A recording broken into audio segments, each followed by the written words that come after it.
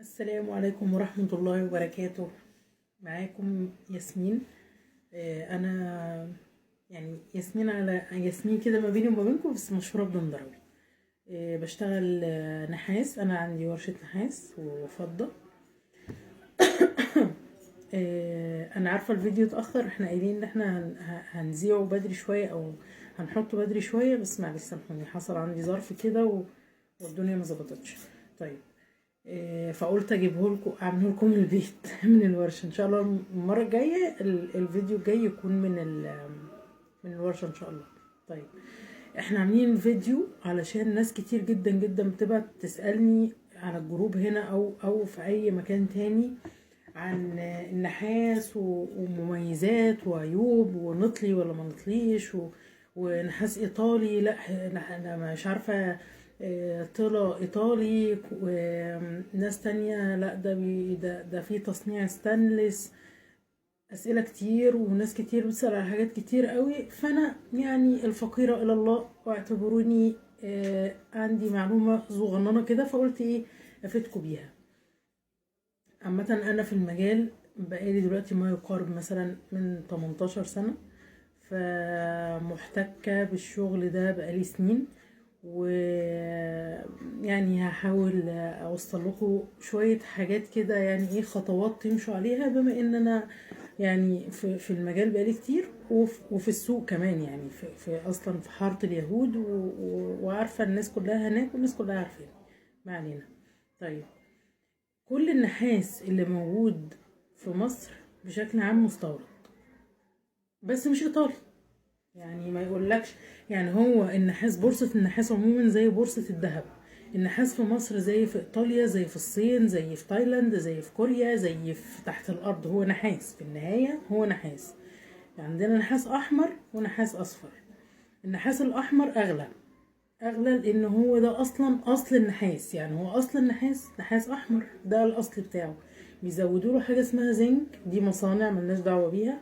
بيزودوا له زنك بيخلوه نحاس اصفر، بيبقى صلب شويه.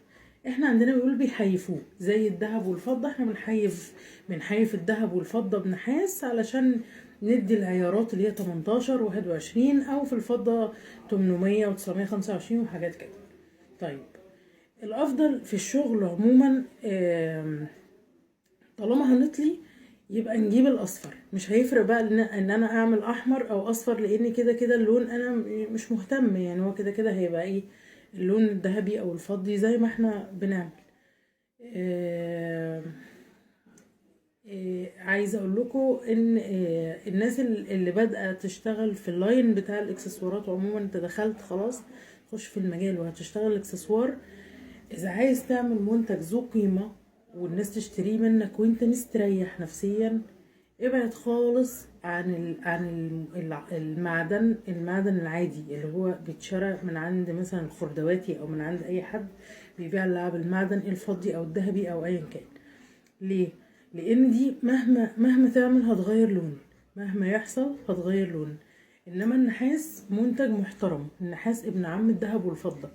فحتى لما بياخد طلع بيعلي قيمته قوي. بتقدر لو هو على نحاس على طبيعته او على لونه، تقدر تلمعه وتقدر تشكله وتعمل اللي انت عاوزه كله فيه، وترجعه تاني كأنه جديد. اذا مطلي ذهب او مطلي فضة، عندنا هنا عايزه اقول لكم، احنا عاملين الفيديو اصلا علشان النقط دي اللي هي حكايه نطلي ولا ما نطليش. طيب، طلى الذهب او طلى الفضه بيدي قيمه عاليه جدا جدا للنحاس في الشكل.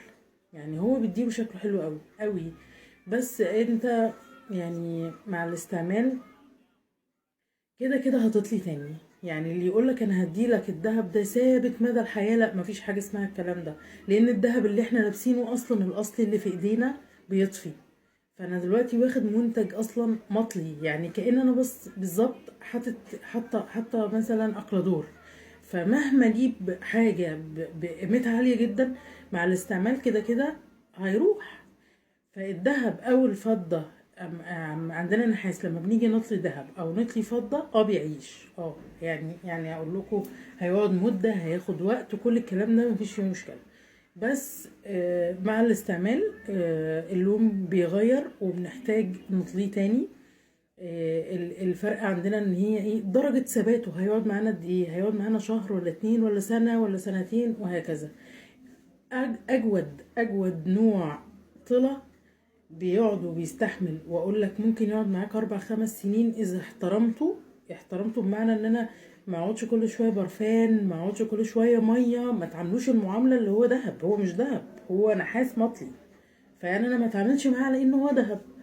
ايه الطلة اللي يقعد ويعيش معايا طول الوقت؟ البلاتين بس غالي. اولا طلة البلاتين ممكن يكون اغلى من القطعة، يعني ممكن تبقى انت عامل القطعة ب20 30 جنيه وطليها بلاتين ب100 جنيه مثلا، بس انساها خلاص، الموضوع انتهى. 4 5 سنين القطعة دي مفيش فيها الهوا، وممكن يعني مع الحفاظ خلاص ما تحتاجش تعمل فيها اي حاجة تاني. طب انا اشتريت قطعة وطلتها ذهب او طلتها بلاتين او طلتها فضة وغيرت لون، ايه الحل؟ اطليها تاني، ملاش حل تاني، حلها ان انا اطليها تاني. طيب انا معايا قطعة بقى لا مطلية ذهب ولا مطلية فضة ولا مطلية اي حاجة خالص، وطفت بشوية حاجات بسيطة خالص في البيت، هتجيب ليمونة وشوية كربوناتو تمسحهم كويس جدا. قطعة نحاس مش مطلية اي حاجة، نحاس بيور. هتمسك القطعة تغسلها كويس قوي قوي بكربوناتو وبليمونة حلوة قوي قوي، وبعد كده تشطفها بشوية مية وبريل، وبعد كده تنشفها بحتة قطن، خلاص هي هترجع تلمع. مش هتديك اللمعة اللي هي بتاعت اول مرة.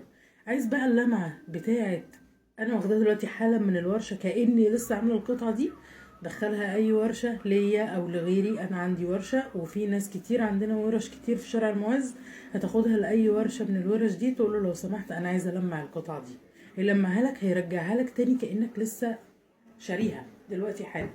طيب انا داخله عند الطله وما عنديش خبره في موضوع الطله، وما عنديش خبره في الكلام ده، فالطله مثلا ايا كان هو مين، يعني مش هنقول اسم معين، اي طله، انا داخله عند طله وخد باله او لاحظ ان انا ما عنديش خبره في الموضوع، فبدا يقول لي اطليلك ايطالي، اطليهولك دهب ايطالي.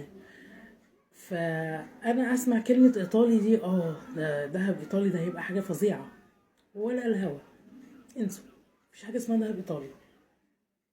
الدهب الايطالي اللي احنا بنشتريه دهب من عند السايغ، مفيش حاجه اسمها حد بيطلي دهب ايطالي. كلمه دهب ايطالي بتتقال علشان بدل ما هو يقول لك مثلا انا هطليهولك 18 او 21 او 24 ومثلا هاخد منك فرضا مثلا في القطعه 10 جنيه، فهو بكلمه ايطالي دي بيفتح مجال ان هو بدل ما ياخد منك 10 جنيه هياخد منك 100 جنيه، اصلا انا طاليها لك دهب ايطالي. لا مفيش الكلام ده، معلش، ما تخليش حد يضحك عليكم، مفيش حاجة اسمها بطلي دهب ايطالي. عندنا انواع الطلة فضة ودهب وبلاتين وعزل. العزل ده اللي هو دهب على فضة، يعني القطعة فيها قطعة فيها حتت فيها اصفر وحتت فيها ابيض.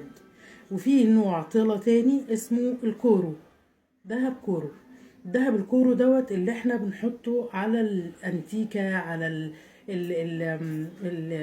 عفوا الابليكات، النجف، كل الحاجات دي ما ينفعش يتطلب بيه. ما ينفعش حد يقول لك مثلا طب اطلي القطعه دي كورو، هات لي القطعه دي كورو، يبقى انا هعمل له حساسيه، بيعمل حساسيه على الجلد. الكورو معمول علشان الانتيكات والحاجات دي، مش معمول علشان خاطر نعمل بيه اكسسوار او حد يلبسه او كلام من ده، حرام. يعني انت لو عملت كده هتدفع فلوس قليله اقل من العيار، بس في نفس الوقت هتضر جدا جدا الشخص اللي هيلبس، لان هو لو عنده حساسيه من معادن او عنده حساسيه عموما اصلا من اي حاجه، فانت بتزود البله طين، معلش يعني I am sorry. طيب اذا انت عايزه تشتغلي اكسسوار وعايزه تبيعي شغل كويس، اشتغلي نحاس. طب انا ما عنديش امكانيه ان انا اشتغل نحاس وعايزه اشتغل معدن، هتشتغلي معدن، خدي المعدن اللي انت هتشتغلي بيه واطليه قبل ما تحطيه في الحاجه اللي انت هتعمليها، اطلي الشغل، خدي الشغل ده وتطليه. وفي الحاله دي برضو هتتكلفي، لان قيمه الطلة هي هتبقى تقريبا